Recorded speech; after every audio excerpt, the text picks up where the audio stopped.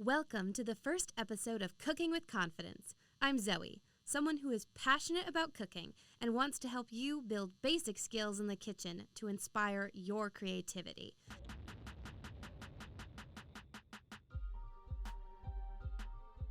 As you can see, I am making a flour volcano of Pompeii.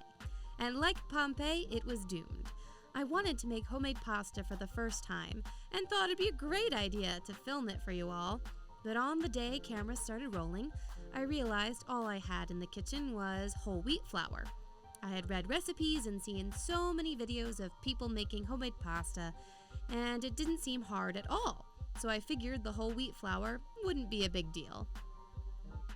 I tried to salvage it and work the dough, but the flour was so dense.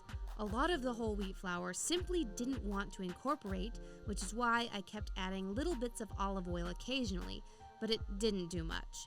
I kept kneading and kneading at it, knowing lots of recipes say to do that, so I told myself it's just going to come together, it's going to be fine, but it wasn't going the way that I thought it would. I figured maybe during the rest time, the dough would magically become more supple and easier to work with. After letting the dough rest for half an hour, it was still difficult to work with. I rolled it out with my rolling pin and got more frustrated by the minute. I kept asking myself, why isn't it working? Am I doing everything right? On that fateful day, I learned a valuable lesson. Never assume. But hey, I get to share what I learned with you. So I cut the dough into ribbons and you can see I was getting very impatient and frustrated because I didn't get out a cutting board. Please don't do what I did. Big no-no on my part. Cutting with a knife directly on the countertop only hurts the knife's blade, not the countertop. Anyway, I boiled the wheat pasta.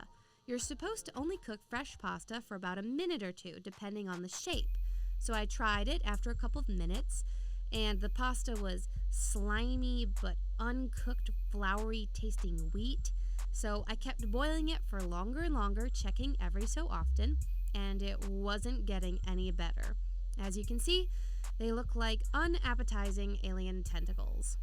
I was about ready to throw in the towel and say I failed, which I did, but my camera operator suggested frying the dough. So we did. We made little swirly circles out of the dough and fried them. When in doubt, fry it, right?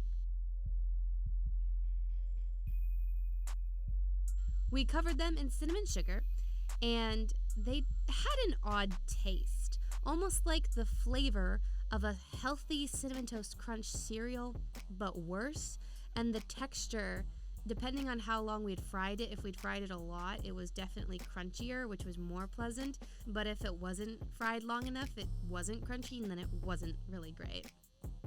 We ate them with vanilla ice cream, and it wasn't too bad. I really appreciated my camera operator for her suggestion, and a reminder that when something doesn't go as planned, try turning it into something else. Being in the kitchen can be full of frustration and confusion, and that's why it's important to have those basics to lean on.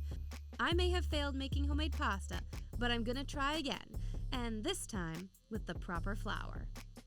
I hope you will join me on this cooking journey, trying new recipes for yourself and building your confidence in the kitchen. Thanks for watching, and there are more episodes soon to come.